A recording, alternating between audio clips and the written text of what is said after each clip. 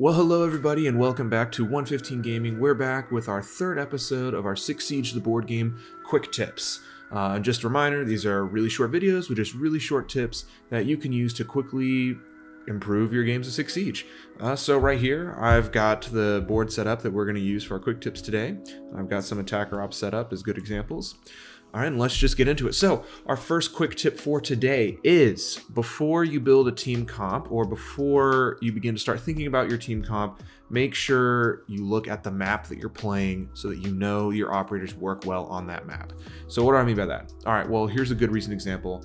I recently played a game on Bank with Jack, and it was supposed to be uploaded, but the audio was messed up. And so I wish I could refer back to that video so you could see it. But basically, here's what happened. I was the attacker on Bank, and I wasn't really paying attention to the map, and so I started forming a team composition around Buck. So I was using Buck, and then a bunch of operators that I wanted to be upstairs to mix well with Buck. And my plan was, okay, I'll do the usual thing that I like to do with Buck.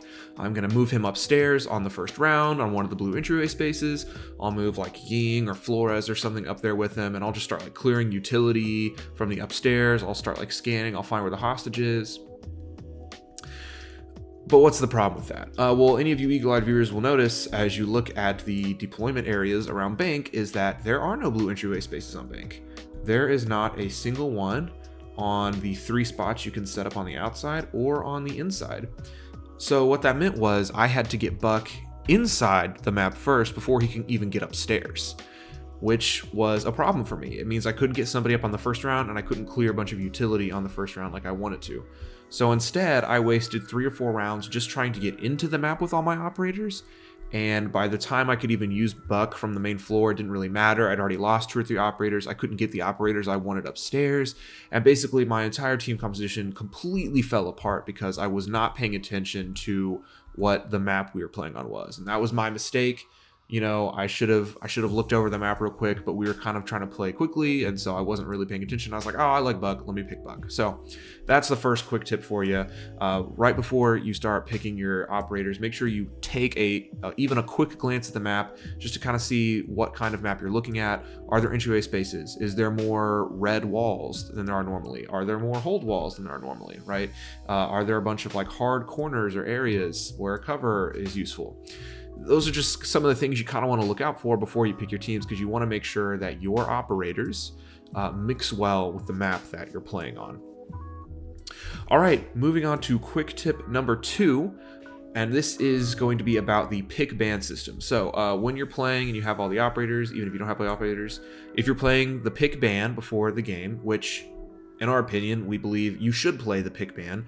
Pick ban just makes the team compositions and the team picking a whole lot more fun, and you end up with a better variety of operators when you're playing your game. So if you are playing with pick ban, this quick tip is for you to help with your pick ban picks and your bans. So basically, when you're doing pick ban, don't just ban operators that you don't like.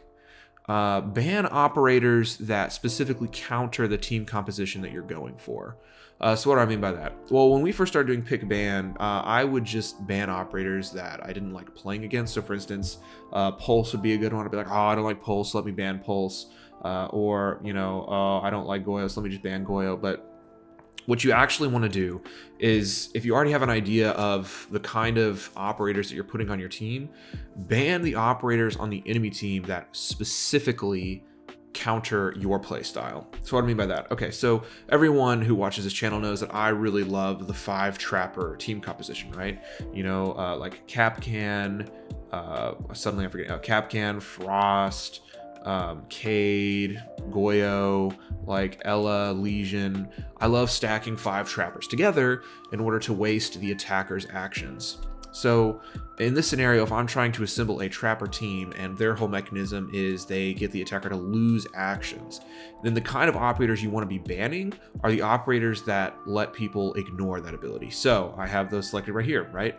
IQ and Yana, right? IQ has this reaction where she can ignore special gadget effects that cost an extra action. which are traps. Yana can also ignore special gadget effects that cost an extra action right here. All right. So sure, maybe when I'm attacking, I really don't like Thermite and I want to ban him, or maybe I really don't like Buck and I want to ban him. But really, the better picks are the operators like here that counter that strategy, right? So for me with the 5 trappers, it's IQ and Yana. Those are the 2 that like I want to look out for to ban. So when you're picking and when you're banning, make sure when you're banning, you don't just ban operators you don't like, ban operators that you know will counter your specific strategy. And on the flip side of that, when you're picking, make sure you look at your opponent's picks and try and figure out what kind of synergy he's building and draft operators on your side that can counter that strategy before they can ban those operators. All right. So pick banning is a whole fun little mini game. And I really enjoy it. I think you should really employ it when you're playing your games because it's super fun. But that is our second quick tip. Ban operators that counter your strategy so that you can have a better chance on your game to basically use the abilities that you wanted to use during the game. Okay, finally, our quick tip number 3, try not to double book your tactical gadgets if your ops fulfill the same gadget actions. What do I mean by that? All right, so as an example, on the attacker side, right, you get 6 tactical gadgets, okay? And you have a tendency, at least I had a tendency when I started, to try and get the same amount of gadgets, right? Like, oh, let me fill up on smoke grenades, let me fill up on breaching charges because I need those. But the cool thing is, like, you don't actually have to do that. If you have a bunch of operators that fulfill the same function as these gadgets, then you can take other gadgets that your operators don't fulfill the role of. All right, so for instance, I don't have it pictured here, but if you have Ying or Blitz, maybe you don't need to bring flashbang grenades because those operators can stun the enemy for you, and now you can take more frag grenades, right? Ooh, yay, more damage. If you have Thermite, who has 2 breaching charges, maybe you don't need to fill up all 3 slots with breaching charge. Maybe you can just bring 1, all right? The name of the game here is when you're assigning, when you're building and drafting a team, you want flexibility, right? You want to be able to adapt and use whatever tools you have at your disposal whenever you want. You want to have the most control.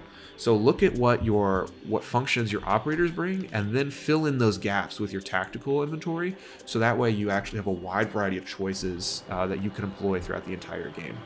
All right, those are our 3 quick tips for you today. Number 1, when you're assigning a team comp, make sure you look at the map before you start drafting your team. Secondly, when you're doing pick ban, make sure you are strategically picking and banning in order to counter your opponent's strategy or in order to build your own synergized strategy. And number 3, make sure you check to see what roles your operators fill and then fill in the gaps with your tactical inventory so you can be more flexible and more adaptable during the game. All right, we hope these quick tips are useful for you. We hope you can take these quick tips and immediately start improving your games of Six Siege. Until next time, see ya.